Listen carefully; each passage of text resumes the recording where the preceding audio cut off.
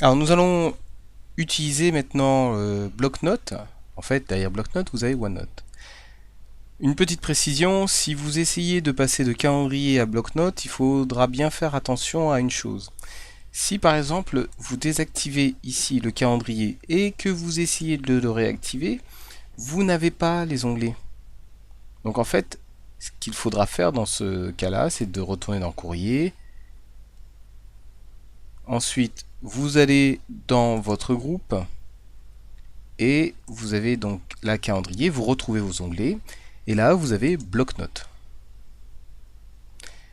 Bloc-notes vous ouvre OneNote Online et ici vous avez un bloc-notes vide que vous pouvez modifier. Donc là, juste en cliquant, je vais pouvoir créer une section dans ce bloc-notes.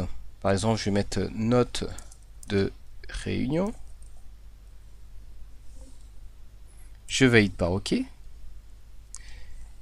Je vais mettre réunion de préparation. Je fais entrer. Je vais pouvoir ensuite utiliser ce bloc-notes. Et vous avez vu sur le menu de gauche, j'ai la première section de mon volet de gauche.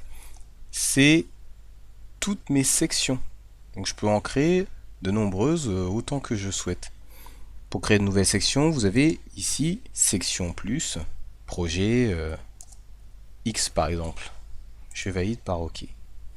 Et dans chaque section, vous avez une ou plusieurs pages que vous pouvez créer ici. Par exemple, je vais mettre réunion de cadrage. Et bien sûr, dans projet X, je pourrais créer autant de réunions. Vous avez sûrement remarqué, en fait, vous avez dans vos notes de réunion la possibilité de voir la date. Éventuellement, elle est modifiable avec OneNote sur votre PC. Dans OneNote, vous avez des fonctionnalités qui sont très pratiques pour rendre vos notes plus visuelles. Par exemple, vous pouvez mettre action à faire, par exemple. Et là, je vais mettre action 1, action 2, et je pourrais continuer si je veux. Donc là, j'ai mes actions qui sont déjà faites. Et là, quand je clique sur accueil ou sur un des onglets que vous avez, ici, vous avez le ruban qui apparaît. Vous pouvez créer ce qu'on appelle des balises. Donc des balises à faire, ce qui permettra à chacun de cocher ou de décocher en fonction de ce que on a fait. Vous avez un autre type de balise. Vous avez la balise très utilisée, important. Là, vous avez l'ensemble des balises. Là, je vous montre vraiment celles qui sont très utiles. Donc là, vous avez important. Et donc là, ce qui est important à faire, c'est action 1, action 2. En plus, dans OneNote, vous avez la possibilité d'insérer d'autres éléments. Donc je vais mettre ici, je vais dans insertion. Et vous pouvez insérer des images. Vous pouvez insérer des liens. Par exemple, là, je vais juste insérer un lien. Le texte qui sera affiché, c'est Le Monde. Et je vais mettre l'adresse du site. http lemonde.fr. Je vais dans Insérer. Et donc là, j'ai créé mon lien. En cliquant dessus, le lien s'ouvre. C'était ce que je souhaitais.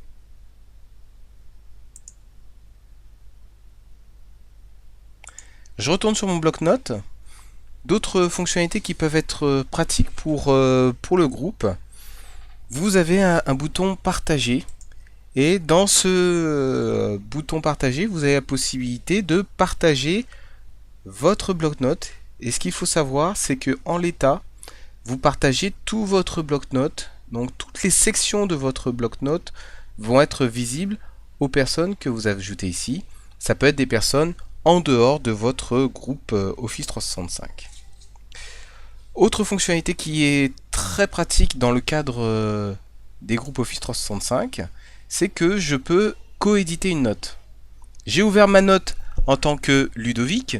Maintenant, je vais l'ouvrir avec un autre nom d'utilisateur. Donc là, je vais dans Bloc-Notes. Et là, j'ai la section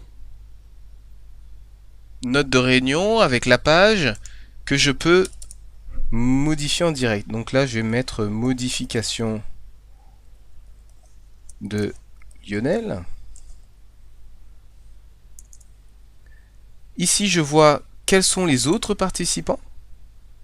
Donc, et je vois sur quelle page ils sont. Donc là, en l'occurrence, c'est sur cette page. Et j'ai un petit fil de discussion que je peux ouvrir qui va me permettre d'échanger avec les différentes personnes qui interviennent. Et là, je vois directement les modifications. Donc vous pouvez modifier vos notes à plusieurs. Jusqu'à présent, j'ai fait jusqu'à 20 participants qui modifient la note en ligne. Et ce qu'il faut savoir, c'est que ça marche très bien, mais si vous êtes sur la version en ligne, si vous êtes sur le client lourd sur votre PC, ça va être un peu moins fluide. Vous avez d'autres fonctionnalités très pratiques. Vous avez un outil de recherche où vous allez pouvoir faire la recherche en fonction de critères que vous avez décidé. Donc là, en l'occurrence, j'ai juste tapé le mot action et il m'a trouvé les occurrences de ce mot. Donc là, dans la note réunion de préparation. Si vous souhaitez tirer vraiment profit pleinement de OneNote, vous avez ici ouvrir dans OneNote. Donc là, ça va vous permettre d'ouvrir le client lourd, donc OneNote 2016. Et là, j'ai OneNote qui s'ouvre. Et donc là, je peux tirer parti de toutes les fonctionnalités de OneNote. Je peux mettre par exemple des mots de passe pour verrouiller les sections si je souhaite. Et je peux modifier le texte un petit peu comme je veux. J'ai dans le ruban toutes les fonctionnalités de OneNote qui vont être utiles.